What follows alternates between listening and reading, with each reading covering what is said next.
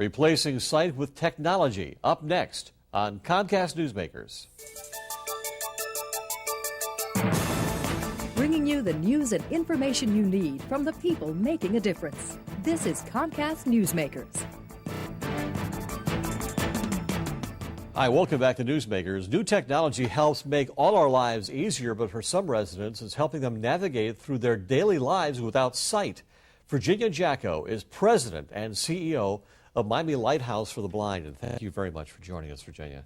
Thank you, Spiro. This is a situation where really you used this facility before you became the president and CEO.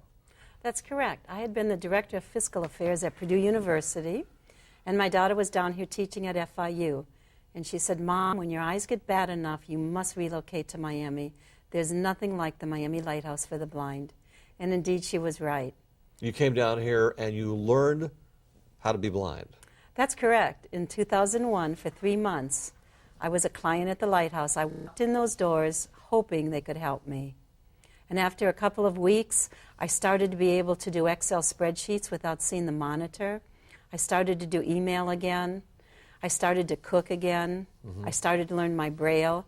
And I got the confidence that after the 3-month program, I could lead a truly independent life. And they do that for clients every day?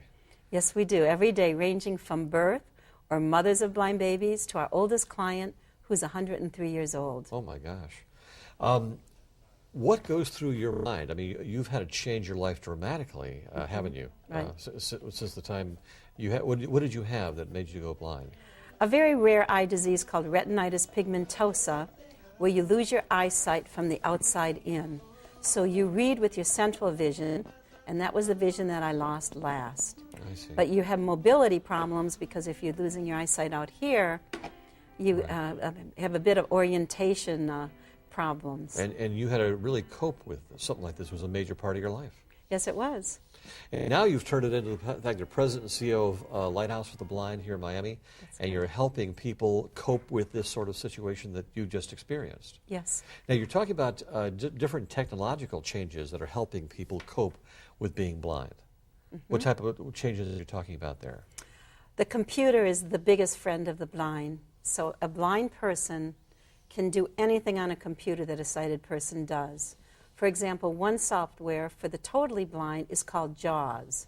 And JAWS is Job Application with Speech, whereby with keystroke commands, you can tell what is on the monitor. And so you say with keystroke commands, go to the desktop, go to the internet. These are just keystroke commands. Go to the top of the line, say the next word, spell the next word. So you're operating the keystrokes, and then it reads that back to you, depending upon what you want to know is on the screen. When you do go blind, do your other senses compensate?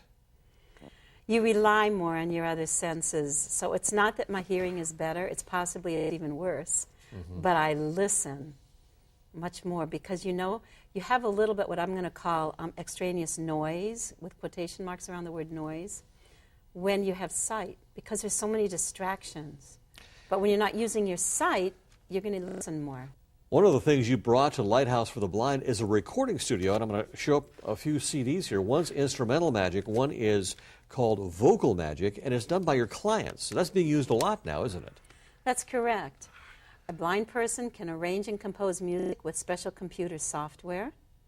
A blind person can get a job in a sound studio if they get the skills that we can teach them at the Miami Lighthouse for the Blind. They're being successful going out there in the public getting jobs? They're getting gigs, they're performing.